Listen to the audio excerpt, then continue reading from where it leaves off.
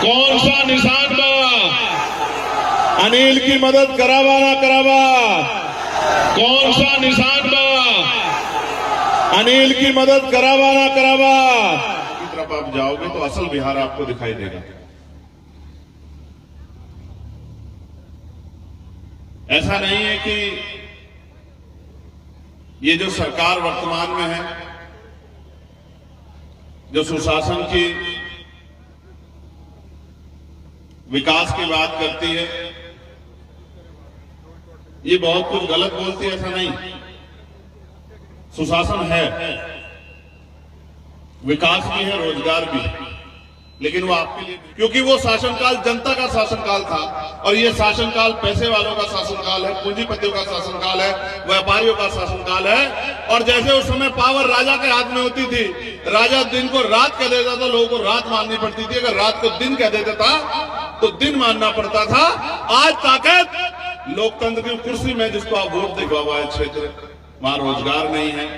अगर आपको बिहार को देखना हो और बिहार की समस्याओं को देखना हो, तो जो लोग बिहार से बाहर गए और मेहनत मजदूरी करके अपना पेट पाल रहे हैं, उनको एक बार उनको आपको देखना चाहिए, सुनना चाहिए, तो आपको पता लगा बिहार में बुरे हाल कौन, किसकी हालत खराब, कौन है जो बिहार से पलायन करके जाता है अन्य अन्य प्रदेशों में और वहां 18-20 हजार रुपए की नौकरी करता है, 5-6 हजार का कमरा खरीदता है किराए का, 5-7 हजार रुपए खाने में खर्च हो जाते हैं, सामान में खर्च हो जाते हैं, 4-5 हजार रुपए मुश्किल से बचता है।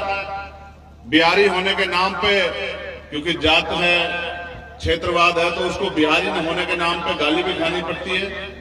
और फिर वो 4-5 हजार रुपए कमा के किसी तरह से अपने घरों तक भेजने काम करता है। उस 4-5 हजार रुपए से यहाँ उसके माता पिता, उसकी पत्नी, उसके बच्चे थोड़ा बहुत सुख सुविधा तो नहीं, लेकिन क्योंकि पैदा हो गया तो अपने पेट को भरने काम करता है। कोरोना काल था, मैं दिल्ली में मौजूद था, पूरा देश बंद था। मजदूर, बिहार से निकला हुआ मजदूर जो दिल्ली में रह के, प्रदेश के अन्य अन्य कोनों में रह के, देश के बड़ी बड़ी बिल्डिंग बनाता है, कंपनियों में काम करता है, छोटे छोटे काम करता है, सड़क बनाता है, वो अपने घर आना चाहता था। यही सरकार थी जो आज है केंद्र में भी और राज्य में भी, ना इनके पास बस थी ना ट्रेन थी। वो भूख से परेशान था, ना उनके लिए रोटी थी। वो ट्रेन की पटरियों के जरिए आया, वो सड़कों के जरिए आया, अपने बच्चों को गोद में लेके आया, बैग पर ढकेलते हुए लेके आया। कितने लोगों की जान चली गई इनको खबर नहीं है, ना इनको परवाह। ये बात इतना समझने के लिए बहुत है कि अगर अमीर गरीबों का हितैषी होता तो कोई गरीब नहीं होता, क्योंकि पैसे की कमी नहीं है भारत में। बिहार में भी पैसे की कमी नहीं है, इतने रिसोर्स हैं, बालू है, पानी है, लकड़ी है और प्राकृतिक रिसोर्स है, लेकिन वो आपकी पहुंच से दूर, और पहुंच से इसलिए दूर है क्योंकि लोकतंत्र में आपकी हैसियत मजबूत नहीं। जिनके हाथ में आज भारत में लोकतंत्र है, बिहार में लोकतंत्र, जिनके हाथ में राजकाज है, जैसे, क्योंकि ये बुद्ध की भी धरती है, बुद्ध को ज्ञान यहीं प्राप्त हुआ। मैं जहां से आया हूं उस उत्तर प्रदेश में सिद्धार्थनगर में बुद्ध पैदा हुए, परिनिर्वाण कुशीनगर में हुआ, ज्ञान यहां प्राप्त हुआ। ऐसा नहीं कि बुद्ध की नगरी कमजोर हो सकती है, वहां व्यवस्था नहीं हो सकती। राज्य जो चला रहा है उसकी नीति के ऊपर डिपेंड करता है कि वो किसको अधिकार देना चाहता है, किसको सुविधा देना चाहता है, किसको सम्मान देना चाहता है और किसको कमजोर करना चाहता है। जब बुद्ध का शासनकाल था, जब चंद्रगुप्त मौर्य का शासनकाल था, जब सम्राट अशोका का शासनकाल था, तो भी व्यवस्था थी, तो भी लोगों को सुख सुविधाएं मिलती थी, क्योंकि वो शासनकाल जनता का शासनकाल था और ये शासनकाल पैसे वालों का शासनकाल है, पूंजीपतियों का शासनकाल है, व्यापारियों का शासनकाल है। और जैसे उस समय पावर राजा के हाथ में होती थी, राजा दिन को रात कह देता था, लोगों को रात माननी पड़ती थी, अगर रात को दिन कह देता था तो दिन मानना पड़ता था। आज ताकत लोकतंत्र की कुर्सी में, जिसको आप वोट देके कुर्सी में बिठाते हैं, उस कुर्सी में ताकत है। आज मुख्यमंत्री के अंदर ताकत है, मंत्री के अंदर ताकत है, एमएलए के अंदर ताकत है, सांसद के अंदर ताकत है, आज प्रधानमंत्री के पास ताकत है। तो जिस विचार का, जिनका प्रधानमंत्री, जिनका मुख्यमंत्री, जिनका विधायक, जिनका सांसद बनेगा, उन्हीं के लिए पॉलिसी बनेगी। ना आपका सांसद है, ना विधायक है, ना आपका मुख्यमंत्री, ना प्रधानमंत्री है, ना कोई और मंत्री है। और अधिकारी भी बेचारे क्या करें, वो सरकार के हिसाब से काम करते, इसलिए आप दुख तकलीफों में। आपको राजतंत्र में अधिकार नहीं था कि आप अपनी जिंदगी बदल लो, लेकिन लोकतंत्र में आपके पास ये अधिकार है कि बाबा साहब अंबेडकर आपकी उंगली में वो ताकत दे गए जिसको चाहे कुर्सी में बिठा दो और जिसको चाहे जमीन पे पटक दो। और ये वोट का अधिकार ही है मेरे परिवार के लोगों, जिनकी वजह से बड़ी बड़ी गाड़ियां आज आपकी बस्तियों में घूम रही होंगी। नेताजी उतर रहे होंगे, कपड़ों पे कृष्ण टूट रही होगी और कहता होगा चाची, ताई, दादी, अम्मा, बहना, भैया मेरे सर पे हाथ रख दो, मुझे आशीर्वाद दे दो, मेरी ताकत बना दो। और ये लंबे समय से आजादी के 75 साल हो गए चल ही रहा है। ये वोट की ताकत है जो आज आपसे भाईचारा बनाया जा रहा है, वरना इस हकवंचित समाज को कोई अपना नहीं मानता। इस देश में दलित पिछड़ों की, मुसलमानों की, आदिवासियों क्या हालात है किसी छिपावा नहीं। तो ये वोट की ताकत है जिसकी वजह से आज सब कह रहे हैं कि हम आपकी बस्तियों में आ रहे हैं। लेकिन चुनाव के बाद आप अपने दिल से पूछो, 5 साल ही आते हैं क्या आपकी बस्तियों में? जब आपको भूख लगती है और आपका पेट खाली होते कभी पूछने आते क्या? जब आप बीमार होते, इलाज की जरूरत कभी पूछने आते हैं क्या? जब आपका पढ़ा लिखा बच्चा बेरोजगार घूमता है तो उसके रोजगार की बात पूछने आते हैं क्या आपसे? जब आपका टूटा हुआ घर बरसात में बाढ़ की भेंट चढ़ जाता है और सड़कों पे आप धूल फांक रहे होते, किनारों पे अपनी बेटियों का, माओ का सम्मान नहीं बचा पाते, तो पूछने आते हैं क्या? ये आते हैं जब इनकी बारी आती है। 5 साल फिर ये नहीं आते, फिर चुनाव आता तो आता। देखो एक बात आप जानो, वोट आपका लोकतांत्रिक अधिकार है। आपके पास संविधान में इतने अधिकार निर्मित किए गए हैं, लेकिन वो पहुंचेंगे तब जब राजकाज आपका होगा। संविधान तो कहता है कोई अन्य अत्याचार नहीं होगा, कोई भेदभाव नहीं होगा, ना जाति के आधार पर, ना धर्म के आधार पर, किसी पे हिंसा की इजाजत संविधान देता। पढ़ाई की, सुरक्षा की, रोजगार की, अच्छे सम्मान की गारंटी संविधान देता है। तो वो सरकारों के अधीन है। एक ही चीज है जो आपके हाथ में है स्वतंत्रता पूर्वक, जिसको कोई आपसे नहीं छीन सकता है। वो आपकी पढ़ाई छीन सकते हैं, आपका रोजगार छीन सकते हैं, आपका घर छीन सकते हैं, आपकी जमीन छीन सकते हैं, लेकिन आपकी वोट को आपसे नहीं छीन सकते हैं वो लोग। ये इतना बड़ा अधिकार दे गए बाबा साहब आपको। ये वोट है जो स्वतंत्र है। आपको बटन दबाना है, पर्दे के पीछे बटन दबाएगा। अगर आपने सही बटन दबा दिया तो आपके हालात बदलेंगे, और गलत बटन दबा दिया तो उनके हालात बदलेंगे, आपके हालात बिगड़ेंगे। इस बात का आपको ध्यान रखना पड़ेगा।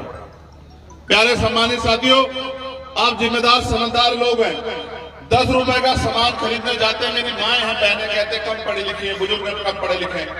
आप 10 रुपए का सामान खरीदने जाते हो तो उस सामान को चेक करते हो नहीं करते हो? बताओ कि ये सामान खराब तो नहीं है, ये एक्सपायर तो नहीं हो गया, इसमें जो सामान है वो टूटा हुआ तो नहीं? करते हो ना चेक? और अगर सामान खराब हो, टूटा, तो क्या कहते हो दुकानदार से? साहब वापस ले लो, अच्छी दे लो। आपको अधिकार है कि अगर आपने 10 रुपए का सामान खरीदा, 1 रुपए का सामान खरीदा, सामान अच्छा नहीं, आप वापस कर सकते हो, आपको अधिकार। और अगर सामान जिससे खरीदा वो नहीं सुन रहा है तो आप न्यायालय जा सकते हैं। ये बात का अधिकार संविधान आपको देता है कि जाओ उपभोक्ता अदालत में जाकर खिलाफ मुकदमा दर्ज करो, सूद समेत आपका पैसा आपको वापस मिलेगा। लेकिन लोकतंत्र में जिसको वोट देते हो, और जैसे आज की सरकारें वादा करें, कोई कह रहे 1 करोड़ रोजगार देंगे, कोई कह रहा 10,000 रुपए ले लो, कोई कुछ और कह रहा। आप ये सोचो, ये कल सरकार में आ जाए और एक भी वादा ना पूरा करे, आप इनका कुछ उखाड़ सकते हो क्या? बताओ, नहीं कह सकते ना कुछ भी। कि ज्यादा ज्यादा क्या कर सकते हो? मुंह से बुरा भला कह सकते हो, यही तो कह सकते हो ना। लेकिन दोबारा अगर आप उनको सजा देना चाहते हो, अपने साथ हुए धोखे का बदला लेना चाहते हो, 5 साल बाद वोट देने के अलावा कोई रास्ता नहीं। आप समझ के देखो, आप लगातार इनकी बातों में आकर ठगे जा रहे हैं। और एक तरफ वो लोग हैं जो बड़े बड़े दल वाले हैं, जिनके पास आज गाड़ियां हैं, जब जिनके पास समय ट्रेन नहीं थी, बस नहीं थी, आपके लिए रोटी नहीं थी, आज उनके पास गाड़ियां हैं, पेट्रोल है, आज वो आपको पैसे भी देंगे, साड़ी भी देंगे, मिठाई भी देंगे, दारू भी पिलाएंगे। लेकिन किसके लिए? आपके लिए, अपने लिए। अगर वो आपका भला चाहते तो चुनाव के बाद भी आपके बारे में व्यवस्था कराते हैं कि आपका बच्चों को पढ़ने के लिए पैसे नहीं लो, पैसे पढ़ाओ, आपके यहाँ सड़क नहीं सड़क बनाओ, आपके यहाँ रोजगार नहीं रोजगार लगाएंगे। देश के गृह मंत्री जी कह रहे थे, मैंने बिहार में सुना कह रहे जमीन नहीं है यहाँ उद्योग लगाने के लिए, इसलिए बिहार के लोगों को दूसरे क्षेत्रों में जाना पड़ता है। लेकिन अडानी साहब को देने के लिए 1 रुपया लीज पे जमीन है या नहीं है? मैं आपसे कह रहा हूं, सीधी कहावत है, आप ग्रामीण क्षेत्रों के लोग हो, अजमाए हुए तो अजमाओगे तो वही मिलेगा जो मिलता है। जो मिलता है उसी में खुश हो, इसी बिहार में खुश हो तो कोई दिक्कत नहीं। वरना आप जानते हो अनिल राम को जेल इसलिए नहीं भेजा गया कि अनिल राम को अपराधी, इसलिए जेल भेजा गया कि बहुत सारे लोगों की नजरों में खटक रहा है। उनको लगता है कि ये गरीब का बेटा आगे बढ़ गया तो अपने क्षेत्र के लिए कुछ काम करेगा, इनके हालात बदलने के लिए काम करेगा, इसलिए उन्होंने इसको जेल भेज दिया। तो इसका चुनाव धीमा पड़ गया। लेकिन लोकतंत्र में तो सब कुछ जनता के हाथ में। इलेक्शन कमीशन ने बूथ लगा दिए, वो व्यवस्था करेंगे, अधिकारी कर्मचारी, आपको जाके वोट डालना। अपने जीवन को बदलने के लिए ज्यादा नहीं, कुछ घंटे आपसे मांग रहा हूं कि आपका जीवन बदले। आपने अब तक सबको ताकत दी, सबको मौका दिया। मैं आपसे रिक्वेस्ट करने, अपील करने के लिए मैं आए तो इसलिए हूं ना कि आपसे कुछ मांगू। आज मैं देने की स्थिति में नहीं, लेकिन आप जानते हैं अगर मेरे खून के आखिरी कतरे की आपको जरूरत पड़ेगी तो मैं आपको पीठ नहीं दिखा सकता हूं, इस बात को आप जानते हैं। मैं आपसे ये आग्रह करने के लिए, अपील करने के लिए आप एक मौका आपको अनिल राम को देना चाहिए।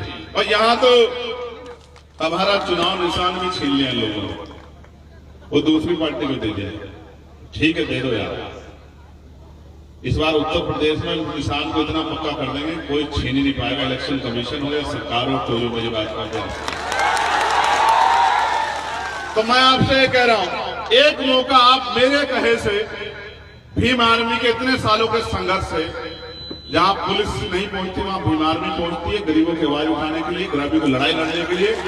और वो नौजवान जिसको अपने माँ बहनों के लिए रोजगार की व्यवस्था करनी है, वो समाज को प्रायोरिटी में रख के इस बहुजन समाज की लड़ाई लड़ने के लिए निकलता है। उसके हिस्से में आती है लाठी, गोली, मुकदमा, जेल, लेकिन पीठ नहीं दिखाता। मैं आपसे अपील कर रहा हूं, एक मौका आप अनिल राम को दे दो।